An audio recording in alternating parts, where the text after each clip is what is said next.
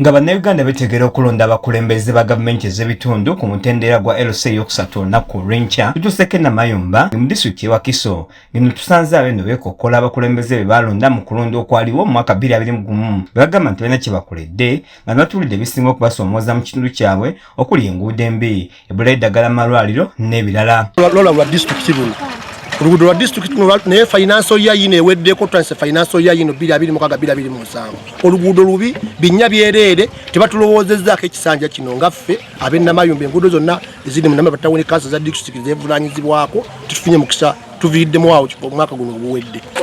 Obuzibu tetulina malwaliro eddagala amalwaliro weerinnya ne temuli ddagala setumanyi ddagala liragawa tutuuka mu ddwaliro abakadde bagana nakutulabawo batufuula nga basiru ng'ate abaana abafuga ffe tubazaala. Bano bategeeza nti ekisinga okwennyamizako okuba nti ensimbi gavumenti zeewa abakadde emyaka egitandikirwako giri waggulu nnyo kyokka nga nabo abalina emyaka 6 bali mu mbeera mbi ddala. Bongerako nti bwe kituuka ku mpeereza za gavumenti enguzi y'ebaana baliwo nga talina nsimbi tayambibwa. Nga PDM emyoga n'ensimbi endala wabaawo n'obuyambi obulala ogeza ng'ez'abavubuka n'okujjuza foomu registration batusaba nsimbi sebo mukama wange waggulu awo okujjuza foomu bakujjako emitwalo 10 ne bakujjako emitwalo 5 kansala bano ababaddeyo nga takoze kimala kulwanirira oba nti ensimbi bazikujjako mu bukyamu naye n'osigala ng'osasudde ate oluusi n'osasula ate nezijja ez'abavubuka ng'ezo n'otazifunako.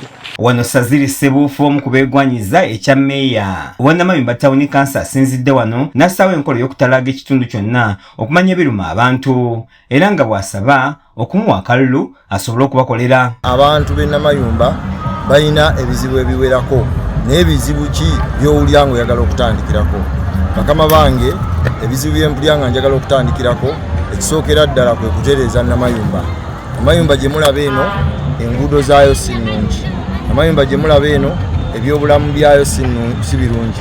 Namayumba gye mulaba eno enteekateeka zaayo si nnungi mu mbeera yonna ng'ekibuga bwe kyalifaananye. Ono agamba nti kisinga okumuluma kwe kuba nti abalondebwa mu kalulu akaggwa tebalina kye bakoze bwe kifuka kugonjola ebizibu ebiruma abantu mu kitundu kino wabula nga ye asuubiza okukola ku ebyo ebiremye abalala. Tulina ekizibu kya kasasiro. Ekibuga kyaffe kirimu kasasiro mungi nnyo nga twetaaga okufunayo emmotoka ey'ekibuga yennyini ejja kubeera nga eyitamu okulaba ng'etwala kasasiro. Twetaaga okufuna ebipipa wetuteeka kasasiro ate n'okusomesa abantu baffe enkozesa ya kasasiro. Abamu ku bakulembeze abawangula bagamba nti yadde nga bangi bawangulira ku kaadi ez'ebibiina bya njawulo naye basaana okukolera awamu okulaba nga bakyusa ekitundu kyabwe. Tebukyukanga ebifo bisobola okusigala nga bikyuse naye bw'otunula ku ddwaliro awo ewaffe Namayumba tewali mokyali abantu bafa abalamu basula n'emirambo. Bw'otunuulira enguudo ezigenda ku ddwaliro nfu bw'otunuulira amasannyalaze gonna ge tuyise gye tutambudde mu Namayumba Town Council amasannyalaze bantu bye begateekamu bw'otunagana agali wano waffe Namayumba faaza kityo yagaleeta n'agasaba busabe kati olaba nti ebyenkulaakulana mu Namayumba tebiina we byeyongedde kutambula. Bano bagamba nti singa Saziri Sebuufu enzala y'ekitundu anaakwasibwa obuvunaanyizibwa obukyusa ekitundu wajja kubawo enkyukakyuka nga basabye abantu okwetaba mu kulonda okw'olunaku olw'enkya. Ng'abantu b'e Namayumba tugenda kulonda ba meya ne ba councillors be. Namayumba Town Council tulina omukulu Meya Sebuufu Saziri n'omukulu Dofe lyemmanyiiko naye of course abantu basigadde ku ludda lw'abantu abanyigirizibwa.